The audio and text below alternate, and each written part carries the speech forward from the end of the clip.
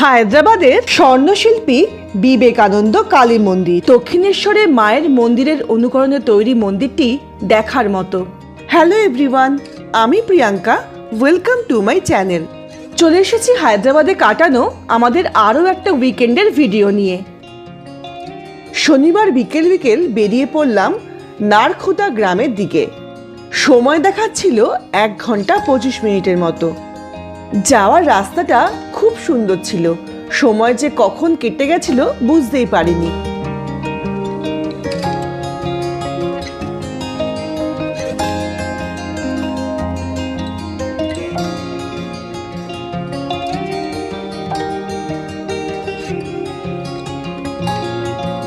সঠিক সময় পৌঁছে গেলাম মন্দির প্রাঙ্গণে। মন্দিরে ঢোকার মুখে গাড়ি রাখার জায়গা রয়েছে।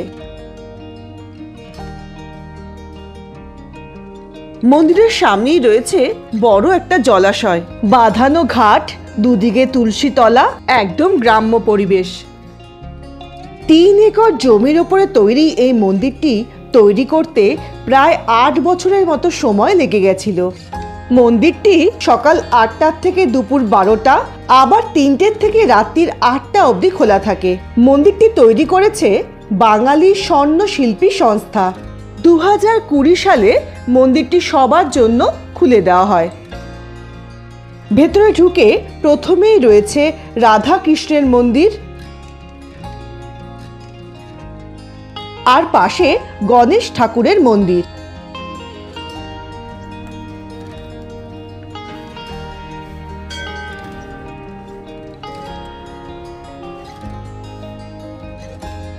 এরপরেই রয়েছে মায়ের মন্দির। সিঁড়ি দিয়ে কিছুটা ওপরে উঠে মায়ের মন্দিরে প্রবেশ করলাম।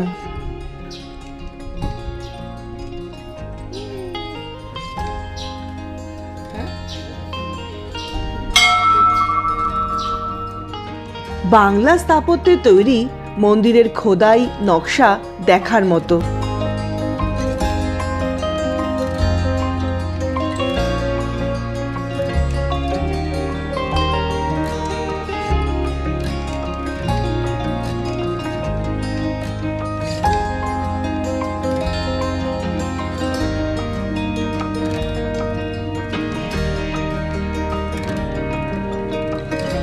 মন্দিরের চারিদিক একদম ফাঁকা। সূর্যাস্তের সময় এগিয়ে আসছিল, জায়গাটা দারুণ লাগছিল।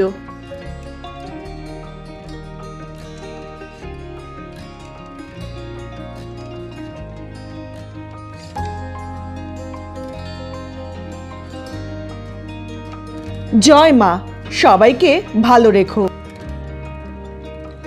বেশ কিছুক্ষণ মন্দিরের সামনে বসেই কাটালাম। মায়ের মন্দিরের সামনেই রয়েছে নাট মন্দির।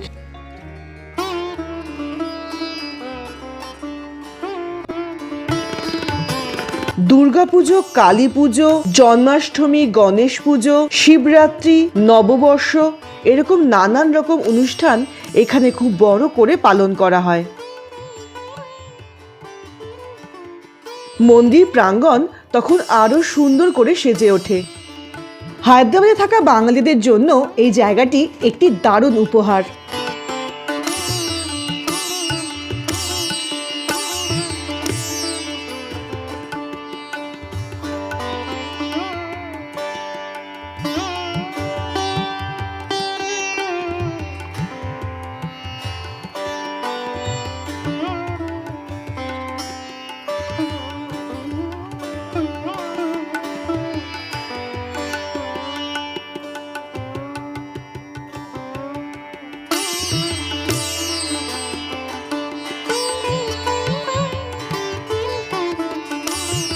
মূল মন্দিরের এক পাশে রয়েছে ভেঙ্কটেশ্বর স্বামীর মন্দির আর শিব ঠাকুরের মন্দির।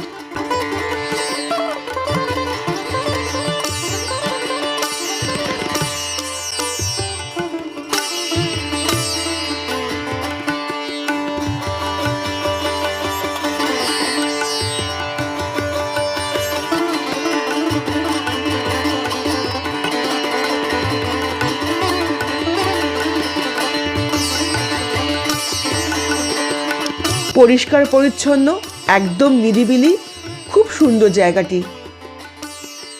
সন্ধ্যে 7টা নাগাদ এখানে আরতি শুরু হয়। রাতের আলোয় মন্দির প্রাঙ্গণ দেখতে খুব সুন্দর লাগে। পরের বার আসলে সন্ধ্যা আরতি দেখেই ফিরবো। ভিডিওটা কেমন লাগলো কমেন্ট করে অবশ্যই জানাবেন। এরকম আরো অনেক ভিডিও দেখার জন্য চ্যানেলটিকে সাবস্ক্রাইব করে নেবেন। আজ তো এখানেই শেষ করছি, ফিরে আসবো নতুন কোনো ভিডিও নিয়ে। ভালো থাকবেন, নমস্কার।